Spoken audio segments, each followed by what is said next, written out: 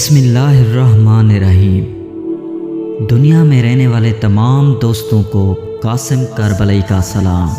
دوستو، کیا آپ جانتے ہیں کہ شیطان کا گھر کہاں ہے، اس کی خوراک کیا ہے اور اس کا مؤذن کون ہے؟ معتبر حدیث میں روایت ہوئی ہے کہ رسول خدا صلی اللہ علیہ وآلہ وسلم نے فرمایا، پہلا گناہ کرنے والا شیطان تھا۔ جب جناب آدم علیہ السلام نے درخت ممنوعہ سے کھا لیا اور شیطان مردود قرار پایا تو عرض کی، الہی تو نے مجھے نکال دیا ہے، اس لیے میرے لیے ایک گھر کو مقرر فرما۔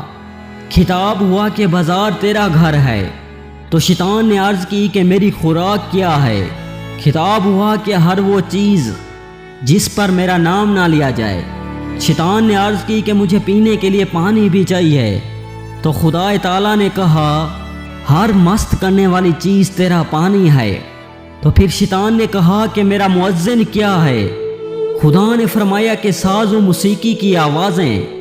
شیطان نے کہا کہ میرا شکار بھی قرار دے، تو خدا نے فرمایا عورتیں تیرا شکار ہیں۔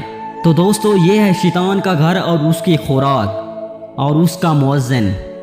اگر آپ چاہتے ہیں کہ اسلام کے متعلق ہر نئی ویڈیو پر وقت ملے تو میرے اس چینل قاسم کربلائی کو سبسکرائب کریں اور ساتھ ہی گھنٹی کے نشان کو دبائیں۔